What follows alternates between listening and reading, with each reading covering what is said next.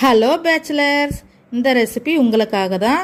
காலையில் என்னடா செய்யலாம், குழம்பு சாதம்லாம் செஞ்சு லேட் ஆகுது ஆஃபீஸ் போகிறதுக்குன்னு நினைக்கிறீங்களா?